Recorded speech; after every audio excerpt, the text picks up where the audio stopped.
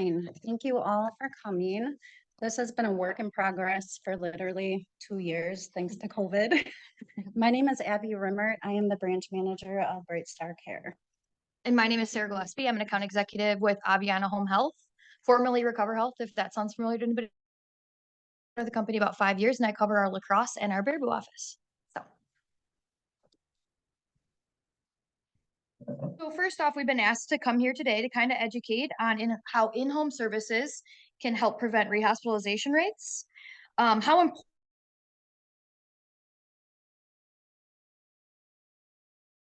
home services can collaborate in the home. The outcomes that we're hoping for today are just going through the benefits of supportive home care and home health. They're two completely different things, and they're often confused with one another.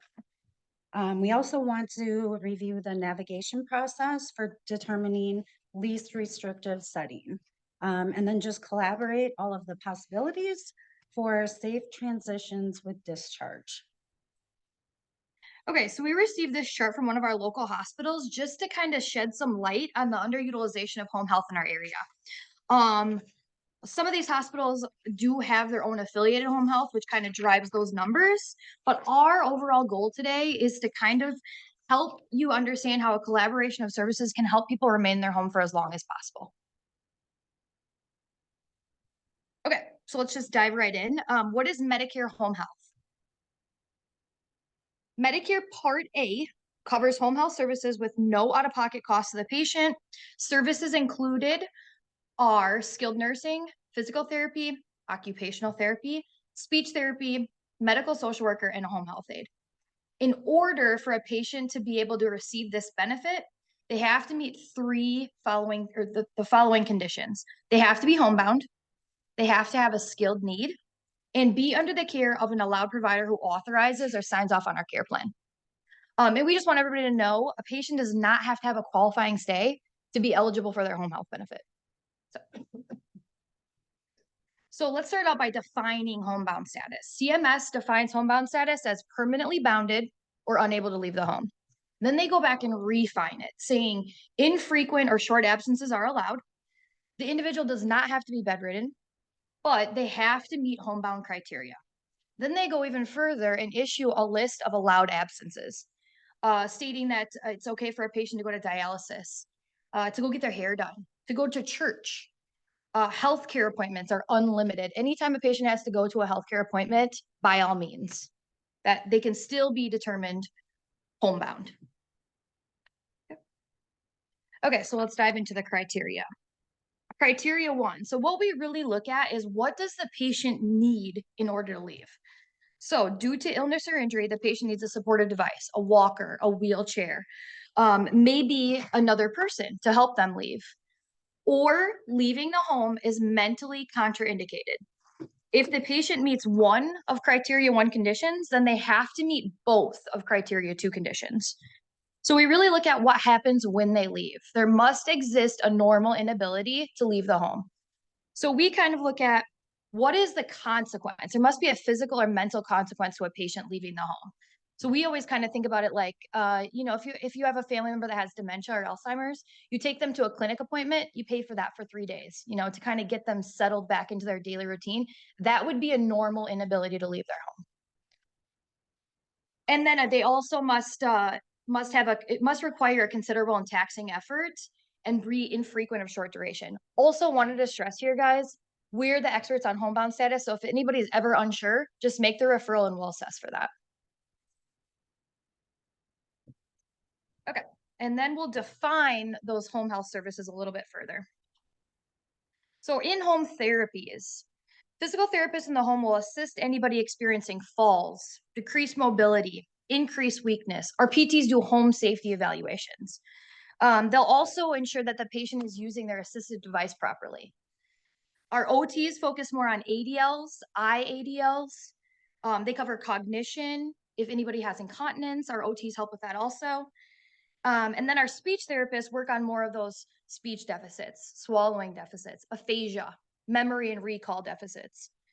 And just so you guys know, OT cannot initiate services. There has to be another skilled need involved. Yep. And when we look at skilled nursing, we try to kind of sort these into three buckets. So first we look at observation and assessment. So any patient that has a new diagnosis, a med change, and maybe an exacerbation of their condition would be a reason to get skilled nursing involved. Then we look at teaching and training. Anytime that there is a reason for us to teach a patient or a caregiver, there's typically always a skilled need present. Any patient that goes home with new oxygen, that would be a good reason to get home health involved to help kind of teach them how to use their new oxygen. And then last but not least, hands-on care. So we think tube feedings, IVs, catheter placement, wound care, direct hands-on skill. And we developed this little decision tree to kind of help you decipher if your patient has a skilled need. If the RN cannot, or if the RN can delegate the task, then there's no skilled need present. If there's teaching needed, skilled need present. A caregiver. Like someone else at home. Yep. All right, so what is home care? Home care really is not as complicated as home health. It's purely supportive care in the home. How do we keep the individual in their home safely for as long as possible and least restrictive? Individuals who can benefit from home care, really, it varies so much. So it could be somebody who's lonely, who has a dog and is having difficulty getting that dog out. That's a companionship tool. Elderly like their pets, they don't want to get rid of them, all the way up to 24/7 care. So it can be simple and short or long. We can assist with personal cares, laundry, ADL assistance. I do not like public speaking, so I truly apologize. It is not my forte. But Lori would say I like to be bossy, so. But really, it's anything you can think of to help the individual in the home besides PT, OT, any therapy.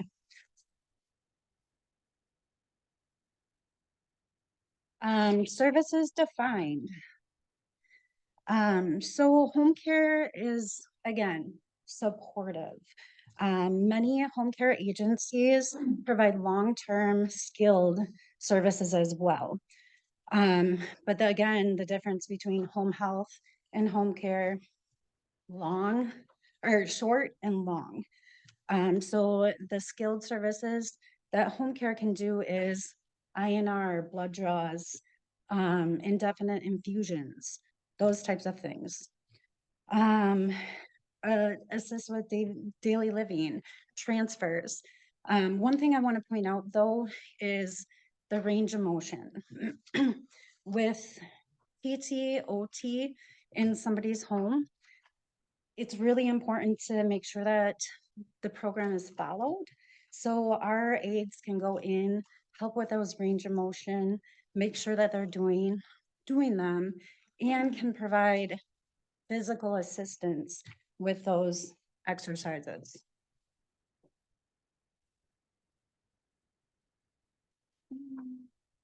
Okay, so we have developed this chart in conjunction with the Lacrosse Consortium. Thank you, Joanne.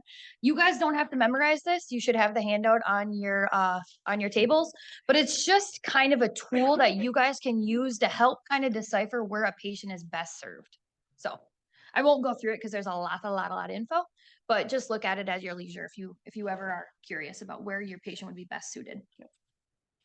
Again, this is a handout that you have along with the next slide. The important thing is families find that it's super helpful to have both home care and home health in the home to support the individuals. As far as home health professionals, they address the clinical and rehab needs, whereas again, home care is the supportive pieces. Again, this is a handout, so please refer to it. The next slide is payment. So as you can see, home health is pretty black and white, clearly defined. Whereas home care, what a mess. Every agency is completely different. You don't know what the agencies are able to provide. As far as long-term care insurance, a lot of elderly have this, but there's so many pieces. Sometimes they don't, the plans don't cover home care. So that's really important. There's long elimination periods. And then as far as the agencies with long-term care insurance, in the state of Wisconsin, home care agencies aren't required to be licensed. And so a lot of the long-term care policies require either Joint Commission accreditation or being licensed. Yeah, we wanted to kind of share with you guys a story of how we were able to collaborate on services together to help a patient remain in their home longer. So this is Absolutely. Myrtle, who just had a joint surgery and she is 68. So we're gonna go through this scenario. So Myrtle was doing her laundry, oftentimes in the basement. She was carrying her laundry basket down the stairs, ended up falling down 10 steps onto the concrete floor. She ended up being there 2 days, laying on this concrete floor until her daughter came and checked on her. Then she was taken by ambulance to the hospital. She ended up breaking her hip and her arm. So she did have surgery. She completed the inpatient therapy, but she downright refused the skilled nursing rehab following. So she discharged home, no supports in place. So 2 days later of being home, no supports, daughter comes home and realizes mom has not eaten. She looks terrible. Medications have not been taken, and she has not been changing her clothes or showering because she was terrified of falling. And then a week later, she's seen in the clinic for a follow-up appointment. Daughter brings up the fact that she was so disturbed that her mom was in this condition with no services. So a referral was made to both home health and supportive home care. Home health started with PTOT, and then supportive home care started 24/7 with aides coming in to help her. After a month or so of being on both services, the supportive home care was able to decrease her cares to just a couple hours a week. And she has not, from what we know, been in the hospital since and is doing well. So.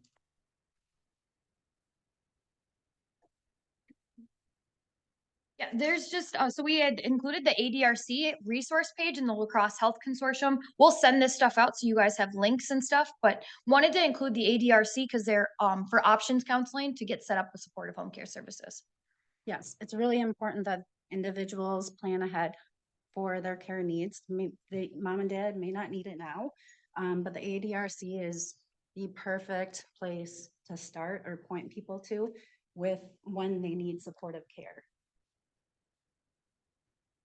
And any questions? We timed this out well, 15 minutes. Any questions at all?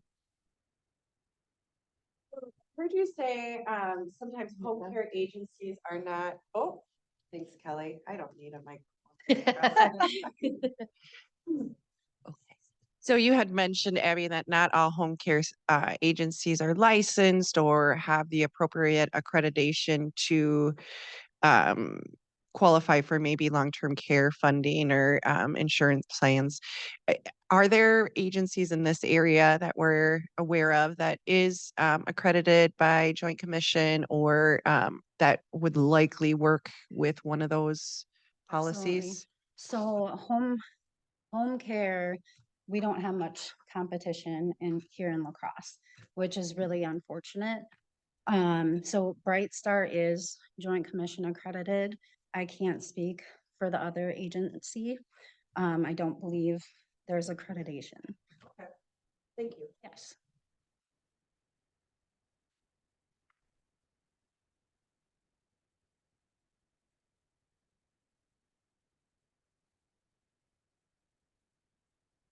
Just kind of a general question. So once the referral is made, approximately how long does it take to get services set up? I'm Er- guessing it's depending on the need, but Sure. Are you asking about for home health or supportive home care?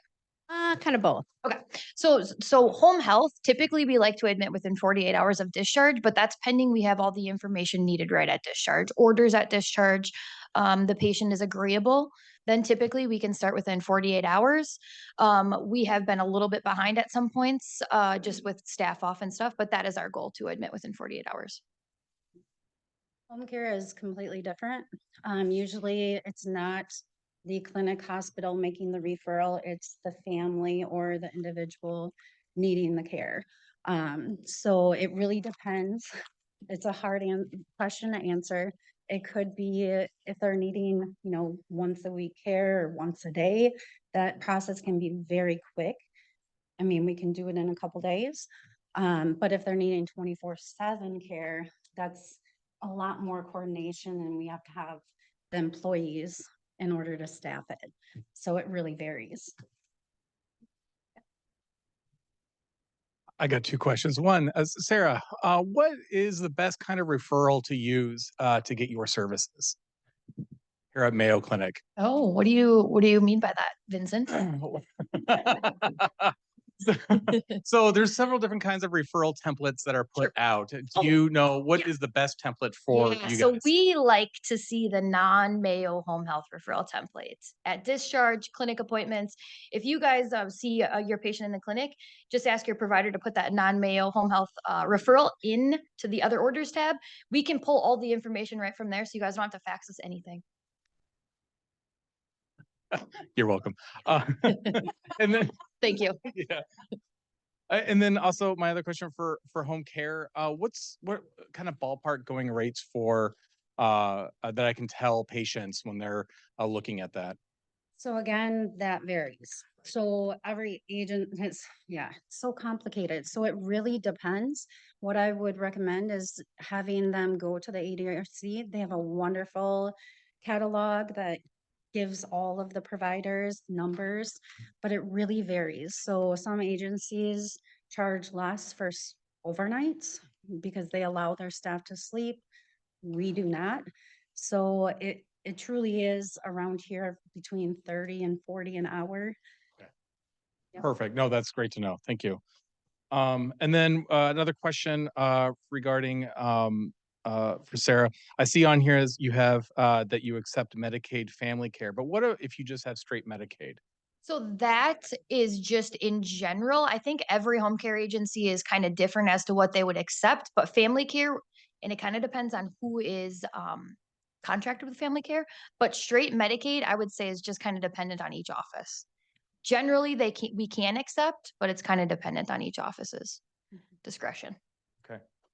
Thanks. Nobody.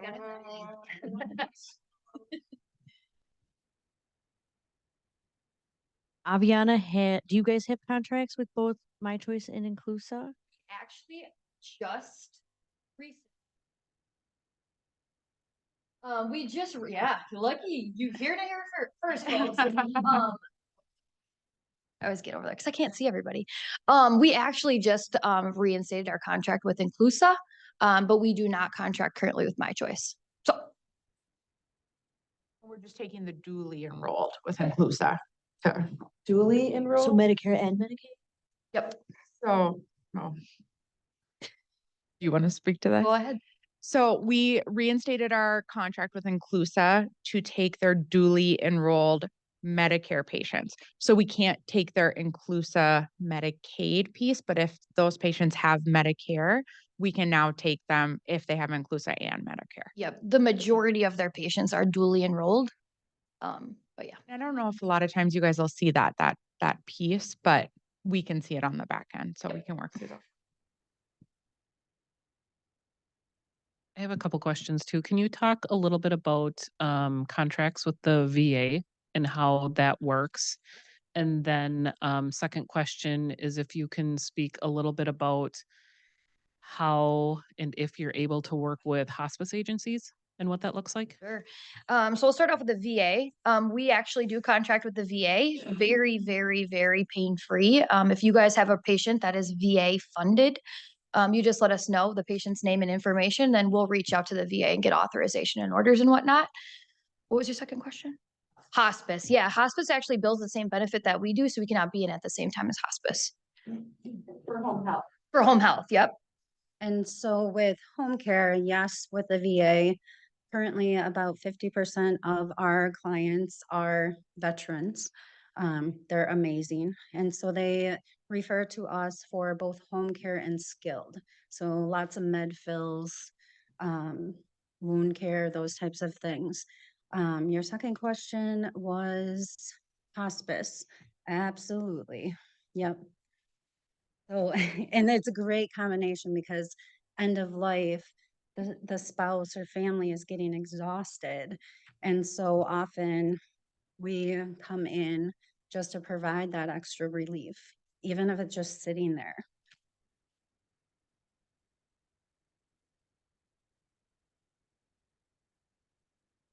You gotta have the microphone. Clarify one thing. Yeah, go ahead. No. Hi, I'm Dana from St. Croix Hospice, and I actually manage all the referrals from the Toma VA and the La Crosse VA for hospice referrals. And service-connected veterans are the only people that can receive hospice services while they're receiving home health. So if they're service-connected, they can have concurrent care and receive both hospice services with the support of home health concurrently at the same time. And a lot of people get nervous that it's a double dipping effect, but it is not. So typically the VA pay will fund potentially the home health while we bill our hospice services through Medicare A. So veterans, civilians are not able to have that benefit, but service-connected veterans do.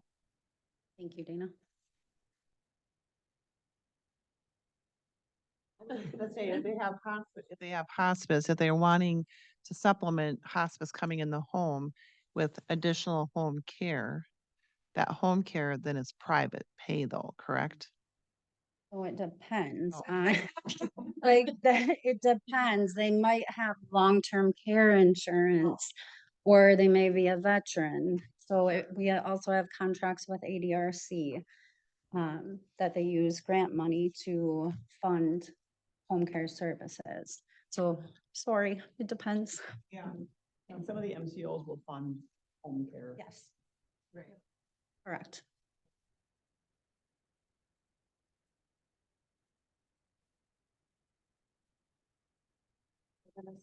Well, yes, it's Mike. I was just gonna ask about TRICARE, if you guys have ever worked, if there's, or any advice.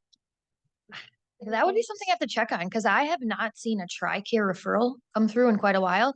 Here's what I will tell you. We do have an eligibility department that will determine eligibility ahead of time before we even render any services. So we can always check if you have somebody in mind.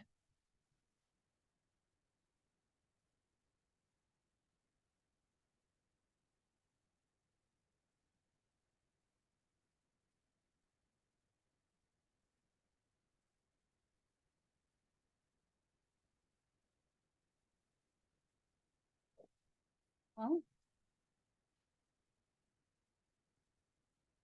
All right, well, we're gonna put some time back in your day. Thank you so much for coming. Yeah. And if you guys have any questions or anything that comes up after this, because I know that's a lot of information, you can reach out to Amanda. Of course. Yeah, you can reach out to Amanda and she'll kind of get the info to us. Send out those slides. Or can we get those slides via email? Yeah, you sure can.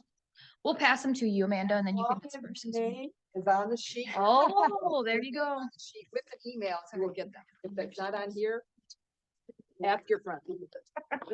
Recorded and placed on the consortium website.